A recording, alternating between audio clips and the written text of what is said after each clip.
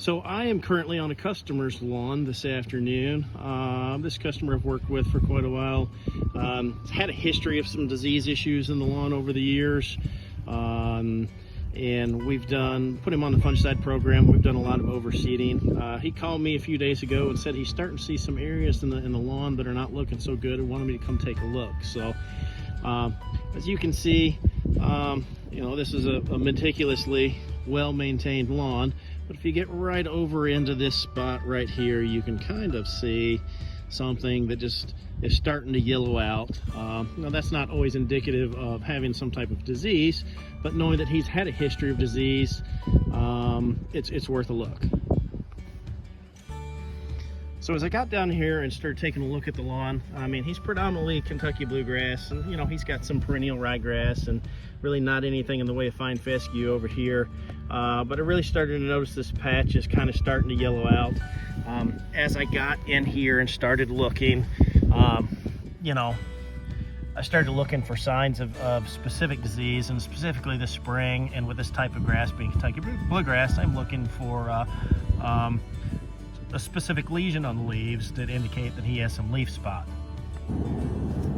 And as I suspected, I'm trying to get close up here, but you can see here on this leaf blade and a couple of them, you see these kind of brownish black specks or these spots on the leaf tissue.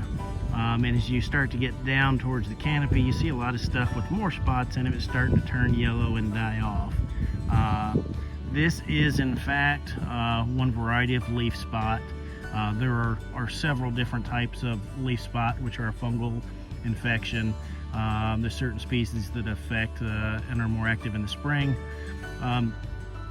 Anybody with a Kentucky bluegrass will typically have some leaf spot more than likely, but as it proliferates, it can really start to thin out a stand of turf. If it progresses from the leaves down to the crowns and the roots, then it will turn into a phase called melting out, which can make an entire stand of effective turf collapse. So this is something, again, we know he's had a history of this, so I was expecting to probably find this.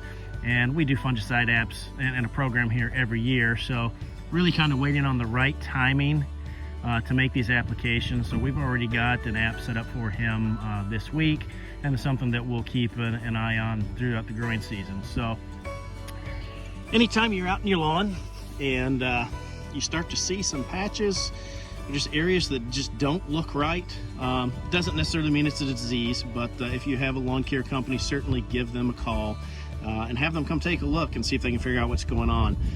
It's certainly, it could be a disease, it could be insects, it could be a number of things, but it's always well worth having a professional come out, take a look, and get a proper diagnosis. So if there is something that needs to be done to stop that from losing turf, you can do that before you end up having a bunch of dead grass and having to reseed. Hope you find this helpful, and have a great day.